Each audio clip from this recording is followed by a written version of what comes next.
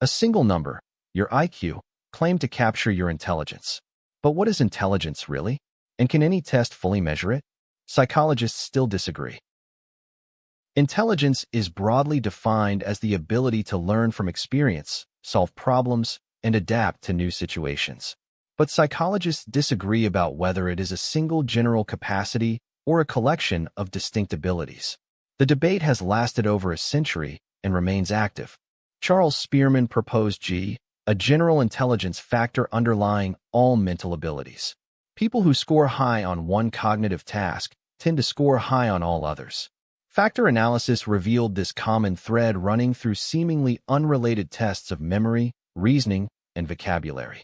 Howard Gardner challenged the idea of a single G, proposing 8 distinct intelligences: linguistic, logical mathematical, musical, spatial, bodily kinesthetic, interpersonal, intrapersonal, and naturalist. Each is a separate ability with its own neural basis. A gifted musician may be an average mathematician. Robert Sternberg proposed the triarchic theory of intelligence: analytical intelligence for academic problems, creative intelligence for novel situations, and practical intelligence for everyday challenges. All three matter for real-world success. Standard IQ tests measure mainly analytical ability, which is only part of the picture. Alfred Binet developed the first practical intelligence test in 1905 to identify French schoolchildren who needed extra educational support. He introduced mental age, the intellectual level typical of a child of a given chronological age. A 9-year-old performing like a 12-year-old has a higher mental age. The intelligence quotient was originally calculated by dividing mental age by chronological age and multiplying by 100. Today, IQ is a deviation score comparing your performance to others of the same age. The average is set at 100, with a standard deviation of 15 points. The Wechsler scales are the most widely used intelligence tests. They assess verbal comprehension, perceptual reasoning, working memory, and processing speed separately, yielding a more complete cognitive profile than a single number.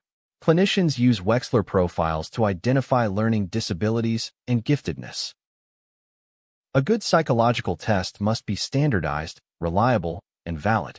Standardization means establishing uniform procedures and comparison norms. Without standardization, scores from different administrations, different testers, and different locations cannot be meaningfully compared to one another.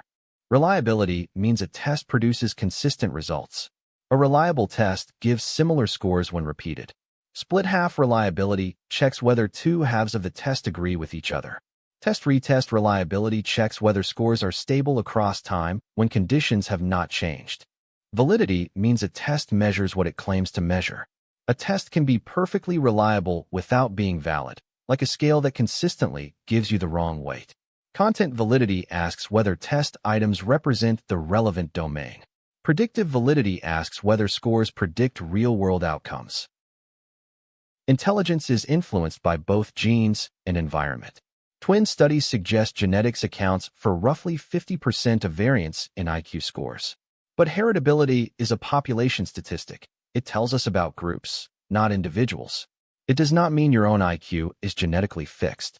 The Flynn effect is the dramatic rise in average IQ scores across the 20th century, about 3 points per decade in many countries. This is far too fast to be genetic. Improved nutrition, education, healthcare, and greater familiarity with standardized testing explain most of this generational gain. Group differences in average IQ scores exist, but they reflect environmental disparities rather than genetic ones. Stereotype threat. The fear of confirming a negative group stereotype alone measurably lowers performance on cognitive tests, even without any change in underlying ability.